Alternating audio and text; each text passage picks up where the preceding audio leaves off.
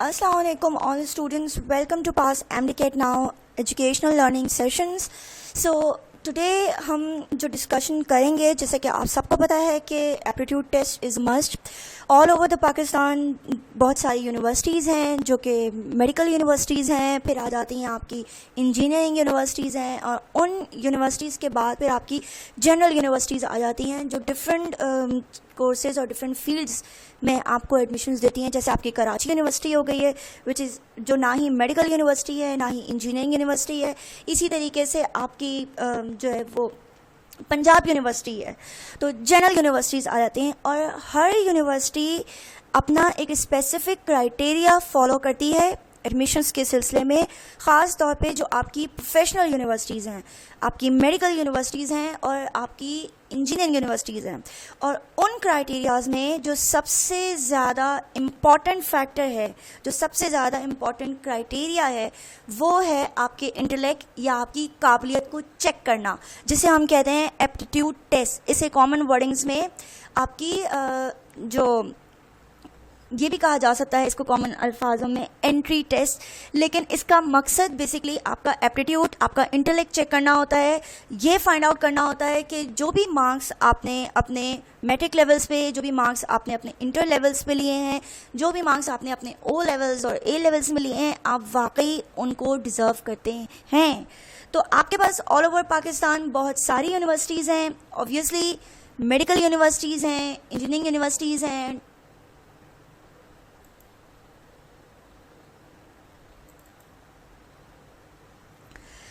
सबसे ज़्यादा जो गवर्नमेंट सेक्टर की यूनिवर्सिटीज़ हैं, पब्लिक, उन्हें प्रायोरिटी देती है. गवर्नमेंट यूनिवर्सिटीज़ का फ़ायदा ये होता है कि एक तो उनकी fees comparable to private sector कम होती है, comparable to self financing. Even कि उनकी सेल्फ फाइनेंसिंग भी जो आपका प्राइवेट सेक्टर है उसकी पर सेमेस्टर कॉस्ट से कम पड़ता है.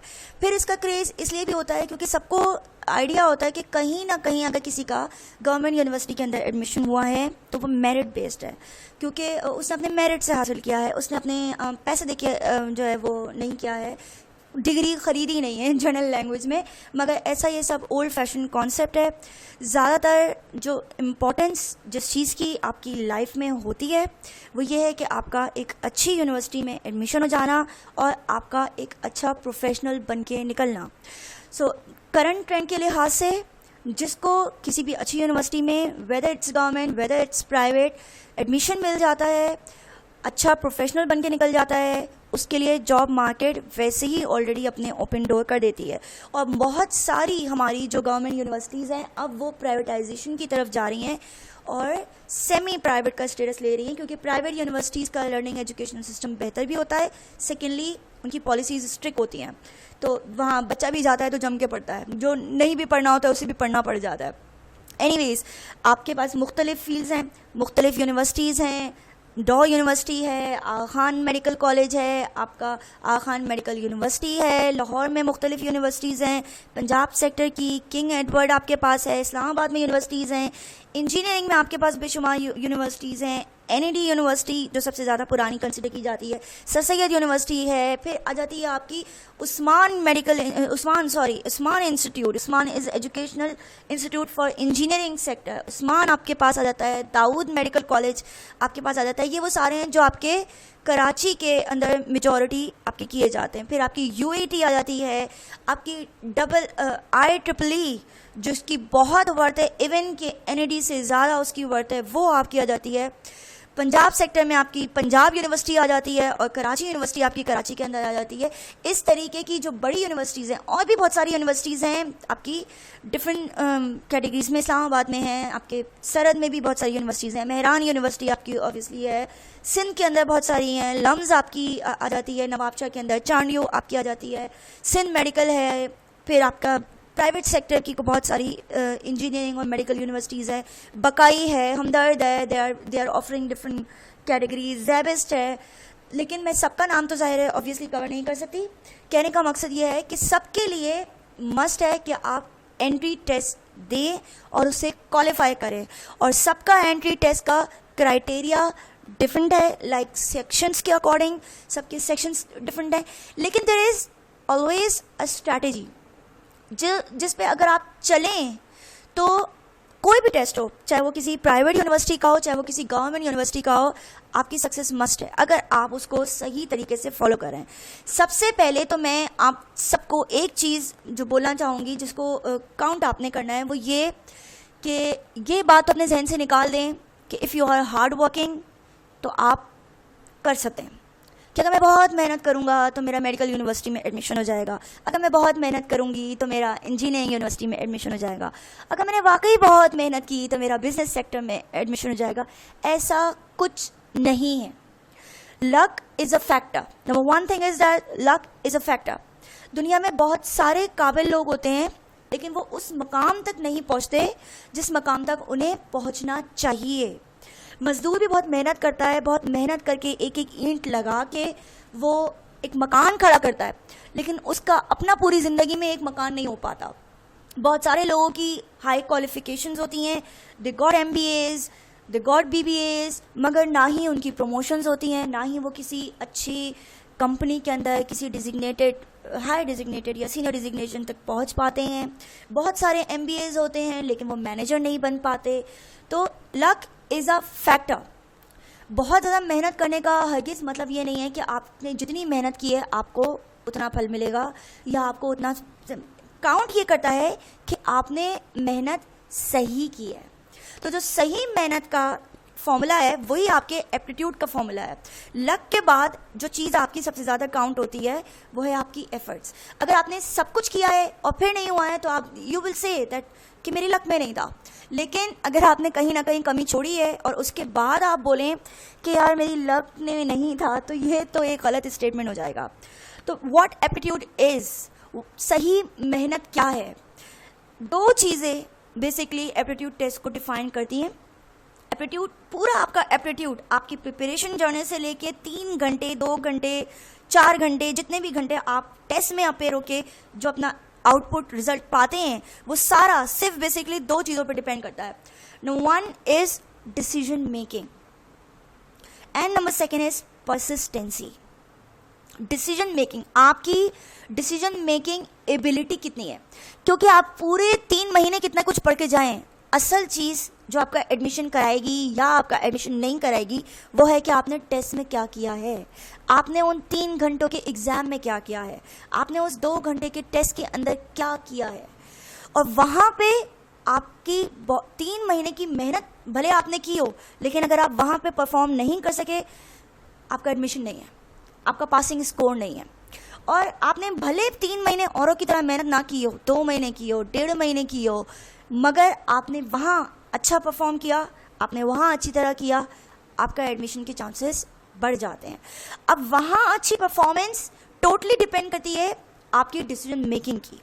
तो जो ज़्यादातर MCQs बेस्ड एप्टीट्यूड टेस्ट होते हैं, MCQs बेस्ड से मतलब ये होता है मल्टीपल चॉइस क्वेश्चन। अब डिफरेंट यूनिवर्सिटीज़ में मल्टीपल चॉइस एग्ज़ाम करने के डिफरेंट तरीके हैं, मगर मोस्टली ऐसा होता है कि 4 अगर ऑप्शंस हैं तो उनमें से 2 नियरेस्ट टू करेक्ट आंसर होती है।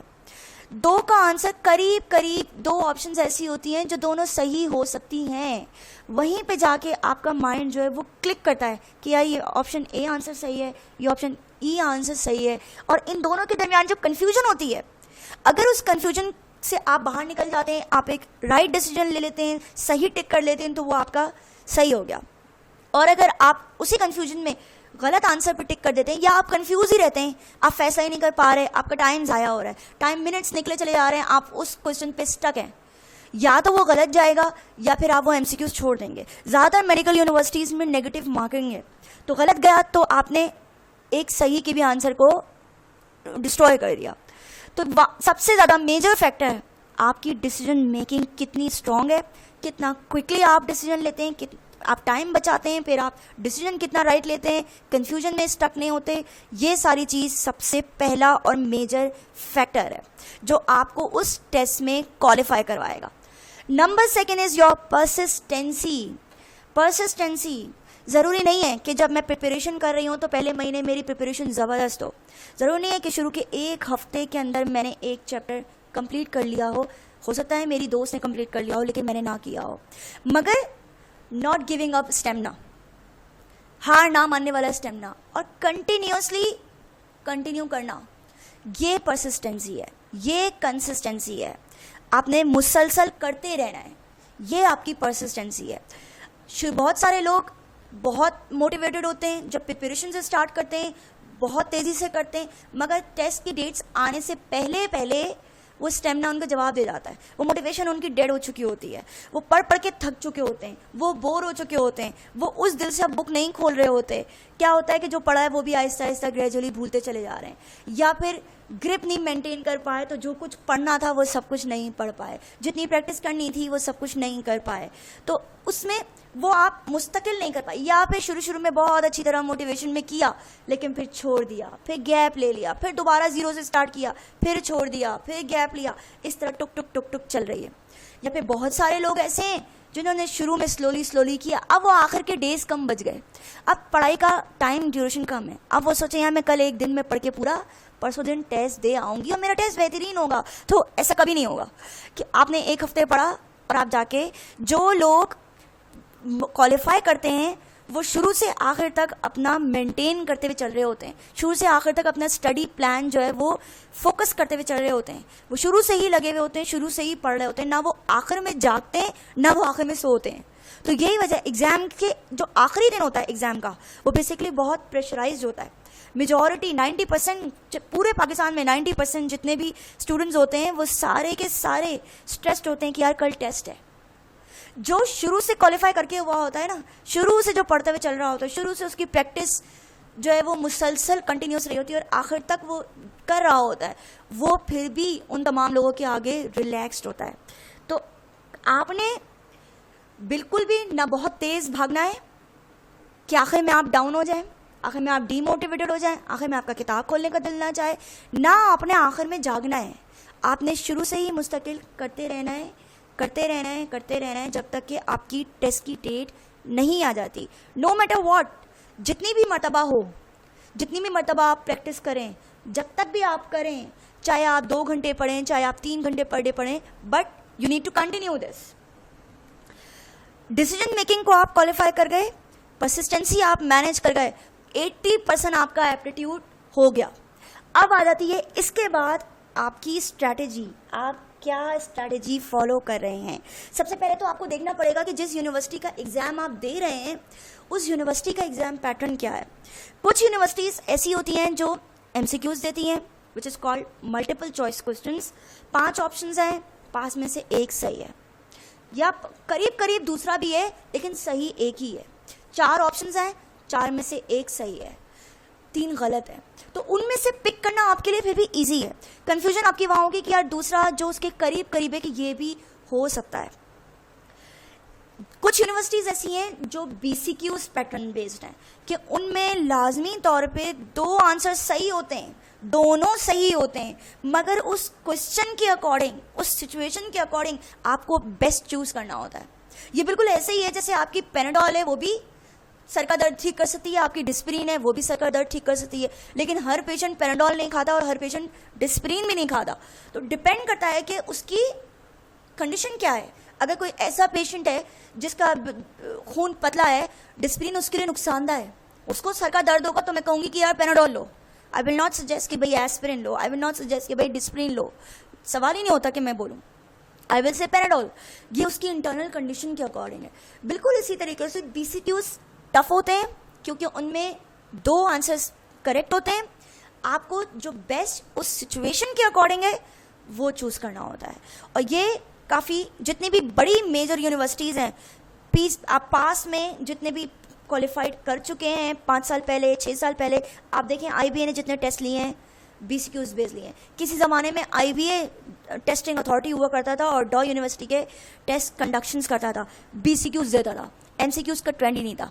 फिर बहरिया आया, बहरिया ने MCQs देना शुरू किए, बहरिया ने कहा नहीं यार टेस्ट बहुत ज़्यादा मुश्किल हो गया है, बहरिया के टेस्ट आसान हो गए, मेरिट बेस्ड टेस्ट होने के बजाय परसेंटेज बेस ज़्यादा हो गया, क्योंकि वो टेस्ट आसानी की वजह से काफ़ी हद तक बच्चे टेस्ट अच्छा कर लिया करते थे।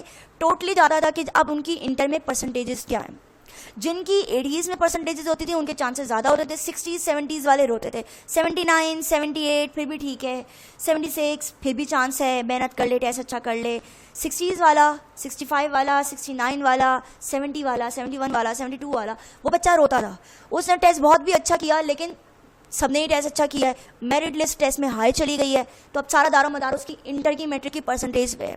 अब ज़रूरी थोड़ी है कि बोर्ड सही डिसीजन भी ले, सही मैट्रिक की परसेंटेज भी दे, सही इंटर की पर्स भी दे। बहुत कुछ बोर्ड के अंदर होता है, बहुत सारे लोगों की किस्मत भी चलती है, बहुत सारों की गलत चेकिंग भी हो जाती है, तो वो बेचारे मार खा जाते थे। फिर आया नेशनल टेस्टिंग सर्विस, एनटीएस ने गवर्नमेंट यूनिवर्सिटीज़ के टेस्ट लेने शुरू किए, डॉस, सिंध, इनके टेस्ट एनटीएस लेने शुरू किए। I am not talking about KMDC. NTS ने टेस्ट लेने शुरू किए तो शुरू में उन्होंने बहरिया का पैटर्न फॉलो किया, फिर एकदम उन्होंने अपना पैटर्न चेंज कर लिया और टेस्ट को टफ कर दिया। उसमें कुछ ऐसे भी एमसीक्यूज आए जो कि बीसीक्यूज थे, दो आंसर्स सही थे। उसने काफ़ी सारे लोगों को, इवन 80s की परसेंटेज वाले स्टूडेंट्स को भी रुला दिया। वो टेस्ट का जो पासिंग स्कोर है उसको मेंटेन नहीं कर सके। मैंने ऐसे भी स्टूडेंट्स को देखा है जिनकी 82 परसेंटेज थी, जिनकी 83 परसेंटेज थी, मगर उनका एडमिशन डॉ में नहीं हुआ। उसके बाद एक ज़माने में, उसके बाद ये ट्रेंड आया एनईडी का। एनईडी ने भी नेशनल टेस्टिंग सर्विस एनटीएस को अपना टेस्ट दे दिया। पहले कहता था एनईडी कि भाई 40% टेस्ट क्लियर कर लें, ठीक है, और वो इतना आसान टेस्ट होता था, मेजॉरिटी क्लियर करते थे। अब जब से एनटीएस ने टेस्ट लेना शुरू किया, एनटीएस ने मुश्किल करना शुरू किया, एमसीक्यूज में बीसीक्यूज भी डालने शुरू कर दिए, इंजीनियरिंग वालों के एडमिशन मुश्किल हो गए।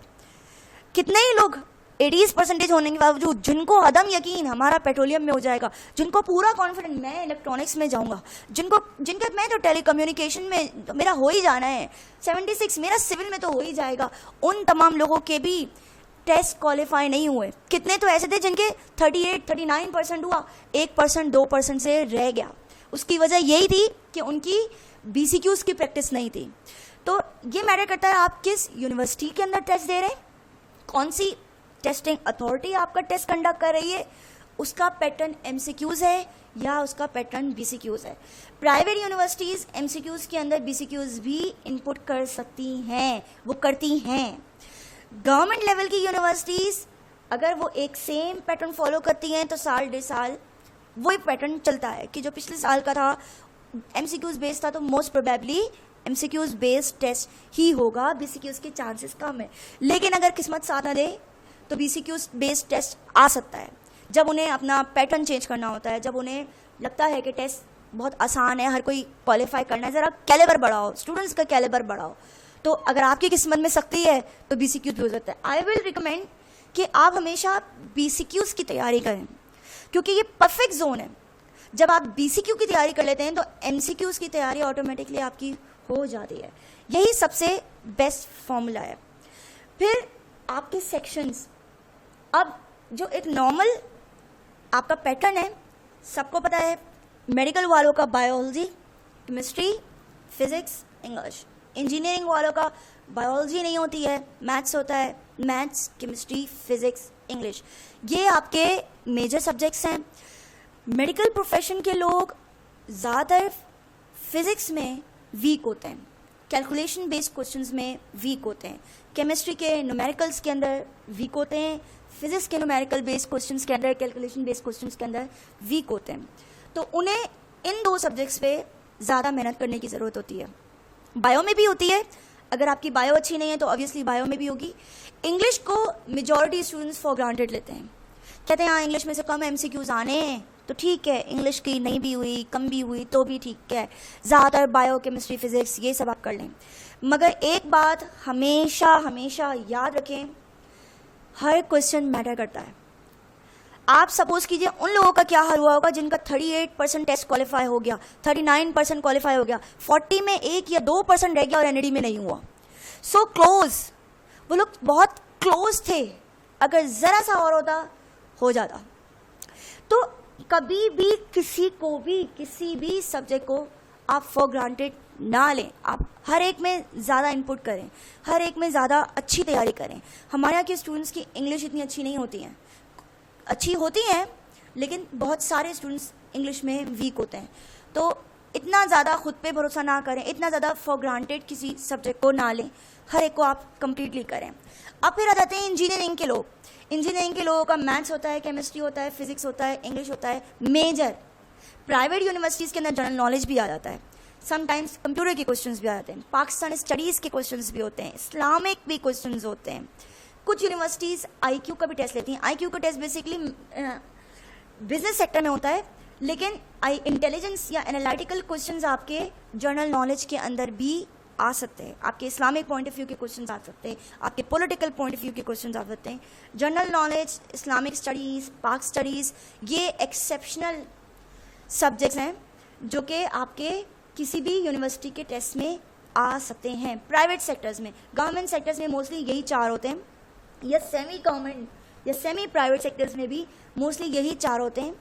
बाकी में कोई एक आध इजाफी एडिशनल हो सकता है, जनरल नॉलेज हो सकता है, पाकिस्तान स्टडीज़ भी हो सकता है, इस्लामियात भी हो सकता है। सैयद जनरल नॉलेज ऐड करता है, लेता है, मुख्तलिफ यूनिवर्सिटीज़ ले सकती हैं। तैयारी आपकी इस बेसिस पे होनी चाहिए कि यार अगर मेरा मेडिकल में नहीं होता है, मेरा इंजीनियरिंग में नहीं होता, तो फिर मैंने जाना है जनरल यूनिवर्सिटीज़ की तरफ। जनरल यूनिवर्सिटीज़ हो गई, पंजाब यूनिवर्सिटी हो गई, कराची यूनिवर्सिटी हो गई और दूसरी जनरल यूनिवर्सिटीज़ हो गई, उनमें इन 3-4 सेक्शंस के अलावा भी सेक्शंस होते हैं। जनरल नॉलेज भी होता है, इस्लामियात भी होता है, पाकिस्तान स्टडीज़ भी होता है, हर तरह के सवालात भी होते हैं। तो उसी हिसाब से फिर जैसे जैसे आपकी टाइमिंग्स हो, आपकी तैयारी उस हिसाब से होनी चाहिए। इंजीनियरिंग यूनिवर्सिटीज़ के इंजीनियरिंग के जो प्री इंजीनियरिंग के कैंडिडेट्स होते हैं उनकी बेसिकली फिजिक्स बेहतर होती है मेडिकल से। आई विल नॉट से बहुत अच्छी होती है तो आप तैयारी ना करो, नो, अच्छी होती है, बेहतर होती है मेडिकल के कैंडिडेट से, लेकिन फिर भी मेहनत तो उन्हें भी उतनी ही करनी होती है। हाँ, लेकिन उनकी केमिस्ट्री में उनकी अच्छी नहीं होती है। केमिस्ट्री में वो मेजर फॉल आउट होते हैं, ज़्यादातर उनके MCQs केमिस्ट्री में गलत होते हैं। मैथ्स डिपेंड करता है वो कितने एक्सपर्ट हैं अपने मैथ्स के अंदर। बायोमेडिकल की फील्ड के लिए अगर आप अप्लाई करें, जो इंजीनियरिंग यूनिवर्सिटीज़ के कैंडिडेट्स हैं, जो इंजीनियरिंग के लिए मतलब अप्लाई करने वाले हैं, प्री इंजीनियरिंग के कैंडिडेट्स हैं, बायोमेडिकल के टेस्ट में अगर आप बैठ रहे हैं तो वहाँ पे बायोलॉजी का भी, मेडिकल फील्ड रिलेटेड भी क्वेश्चंस आपके होते हैं। वो आपका बायो का भी टेस्ट लेते हैं, तो आपको फिर बायो भी पढ़नी होती है। अब पढ़नी कैसे है, हाउ यू विल स्टार्ट, कैसे स्टार्ट करेंगे आप? O लेवल से पढ़े हैं, A लेवल से पढ़ के आए हैं, इंटर बोर्ड से आए हैं, पंजाब में हों, सिंध में हों, पेशावर में हों, कहीं पे भी हों। मैं बड़े बड़े जगहों के बड़े बड़े सेक्टर्स के नाम इसलिए लेती हूँ क्योंकि मेजर जो फाउंडेशन होती है पैटर्न की वही बना रही होती है। आपका PMDC बना रहा है, आपका डॉ बना रहा है, ज़्यादातर प्राइवेट उसी को फॉलो कर रहे हैं। आपका आगा खान बना रहा है, मेजॉरिटी प्राइवेट सेक्टर उसी को फॉलो कर रहा है। NAD बना रहा है, ज़्यादातर प्राइवेट सेक्टर्स उसी को देख के अपने टेस्ट पैटर्न्स और कॉन्फ़िगरेशंस रख रहे होते हैं। KMDC है, उसका टेस्ट और भी बहुत टफ है, वो भी कहीं सिमिलैरिटी आपको फिर भी मिल जाती है। तो बड़े बड़े पैटर्न्स, बड़ी बड़ी जो फॉर्म्स होती हैं, बड़े बड़ी ऑर्गेनाइजेशंस हैं, उनके ही पैटर्न को मेजॉरिटी लोग फॉलो कर रहे होते हैं। तो अगर आप उनके पैटर्न पे ग्रिप पा जाते हैं तो आपको फिर भी बाकी सब में एक सपोर्ट मिल जाती है। तो अब आप करेंगे कैसे? आपके पास आपकी टेक्स्ट बुक्स मौजूद हैं। सबसे पहले आपको आपकी टेक्स्ट बुक को गो थ्रू होना है। 1 टाइम इज़ नॉट इनफ, कम से कम 2 या 3 बार आपने अपनी जो बुक है उसको थॉरली रीड किया हुआ हो। जब आप थॉरली रीड कर रहे होते हैं तो पहली दफ़ा तो आपको ऐसा लगता है कि मैंने कुछ पढ़ा ही नहीं है।